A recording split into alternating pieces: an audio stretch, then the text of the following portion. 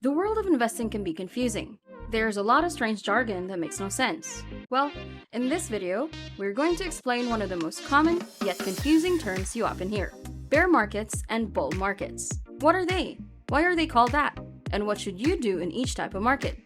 I'm Kim, and in this Finance Spark video, I'm going to go through each of these questions to provide you with a better understanding of bear markets and bull markets. Are you ready? Let's dive in. A bull market occurs when the market is doing well and investors' confidence is strong. You see more individuals putting money into the market. But when the market is underperforming and investors' confidence is low, it is in a bear market. During times like this, the markets fall by around 20%, and people start to become quite frightened because it might result in a recession, or worse, a depression. This is when most people tend to take money out of the market. But why is it called a bull and a bear? Here are theories that tell us where these terms came from. The words bull and bear first appeared during the 18th century. The most widely accepted theory of where the term bear comes from is from a 16th century saying, selling the bear skin before one has caught the bear. Or alternatively, don't sell the bear's skin before you've killed him. It is basically the same as the saying, don't count your eggs before they are hatched. Early in the 18th century, bear skin jobbers was a phrase that was used to identify people who would sell things they did not yet have in the hopes of being able to buy them for a cheaper price than they sold them, and therefore earning a profit. In one of the journals issued by Tatler dated June 23, 1709, the term bear was utilized. I fear the word bear is hardly to be understood among polite people, but I take the meaning to be that one who ensures a real value upon an imaginary thing is said to sell a bear, and it's the same thing as a promise among courtiers or a vow between lovers. Another theory is during one of the first stock market bubbles, the South Sea Bubble. They popularized the usage of the word bear in this context. If you are not familiar with market bubbles, they are simply the sudden increase of stock prices far beyond their actual value. The South Sea Company, established in 1711, was given a monopoly on all trade to and from South America by Great Britain. They would be given an annual sum from the government, and in exchange, they would pay the government's debts. As a result of this deal, the burgeoning company's stock skyrocketed. There was an astounding amount of government corruption, insider trading, and other dishonest practices. Also, certain shareholders took advantage of the company's trade business, even though there was a little hope of it being profitable. This was the basic premise of the long-running and incredibly complex market scheme that caused the bubble. According to the stock price, the corporation had a peak value of roughly £200 million. In today's money, this would be equivalent to about £24 billion.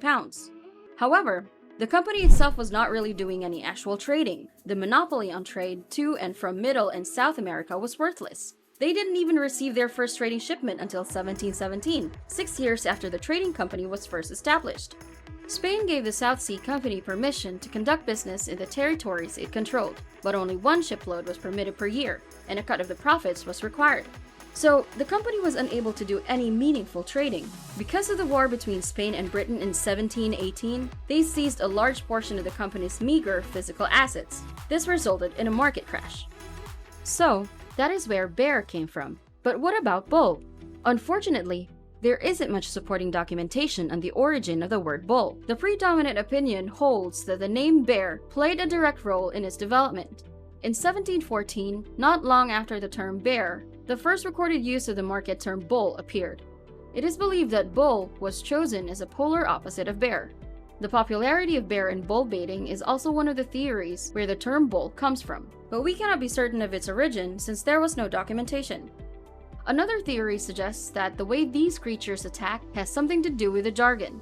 A bull raises its horns into the air while a bear sweeps its paws down. These predatory behaviors serve as analogies for market activity. The other origin story of these words is from the last names of two well-known banking organizations. These are the Bull Teals and the Barings. According to rumors, the Bull Teals have a tendency to be quite aggressive investors, whereas the Barings are far more cautious. These two banks actually exist, but there was only one Bull Teal bank in existence at the time, and it was by no means significant enough to give rise to such a name.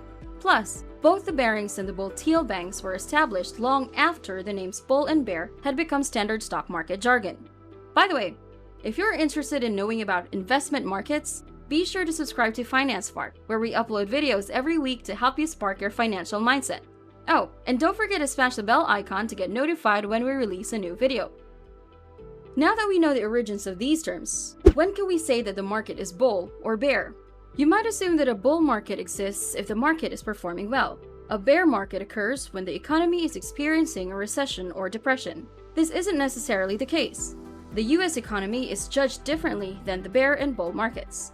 This is very important when determining whether we are in a recession or a depression. In today's market, a bear and bull market are assessed using one of the many different market indexes, such as the Dow Jones Industrial Average or the S&P 500. On the other hand, a recession will now be identified based on the GDP, or Gross Domestic Product of the United States. Even though they sometimes work hand in hand, the market as a whole is functioning well while the GDP is rising or falling. There are also circumstances in which the economy may appear to be improving based on market indicators such as the S&P 500 while the GDP is declining. The Dow theory discusses another method for determining a bull market and a bear market. However, this is not a firm rule. The basic theory tells us that if prices have increased by at least 20%, we are in a bull market, and if they have decreased by at least 20%, we are in a bear market. The words secular and cyclical are also essential in understanding the markets. A cyclical type of market moves in cycles. First, the market expands. Then, when everyone consolidates their assets and begins to allocate money, it will contract. The market will then slow down or perhaps decline before it starts to expand again. This happens briefly. It may last for several weeks or even months. That is the kind of cyclical approach you need to anticipate. When we have a secular bear market, it means that the market and economy as a whole are deviating from the typical cycle of expansion and contraction over time. A secular bear market is not good, and this is what happened in the 1980s when the market briefly suffered stagflation. It is beneficial to devise security measures to ensure that something that happened in the past does not occur in the present. When you hear some analysts predict that we're going to be going through the next bear market, it's important to understand whether that's going to be cyclical, when the bear market behaves in waves, or secular, where the market just goes straight down over not just a few weeks, but could be over multiple years. Since you now know the flow of these markets, here are ways of investing during a bull market and a bear market. Most new investors buy stocks during a bull market, where the market is going up, so everyone is excited to buy shares. But people tend to have second thoughts about putting their money in during a bear market. No one wants to allocate money if the market is going down. This is the opposite of what you should do. The trick is to take advantage of investors' fear and greed. If there's fear, that's the time you buy. During the bear market, prices are lower. Benefit from the pessimism of some investors. Buy that stock. If there's greed, that's the time you sell your shares. During the bull market, everyone's confidence is high. Since the market is going up aggressively, shareholders want to buy more. That's when you strike, by selling your shares at high prices. And that's how you collect the profits. Being different in the stock market can make you a fortune. It is amazing that if you are armed with a little knowledge, your whole perspective on a topic like investing can change. I love having my paradigm shifted with better understandings of these investing and finance fundamentals. How about you? What is your favorite part of learning how to use your money for the best ROI? Share your thoughts in the comments below. And that about wraps it up for this video. I hope you learned something useful that will help spark your financial mindset and stimulate your future wealth. Until next time, thanks for watching and have a wonderful day.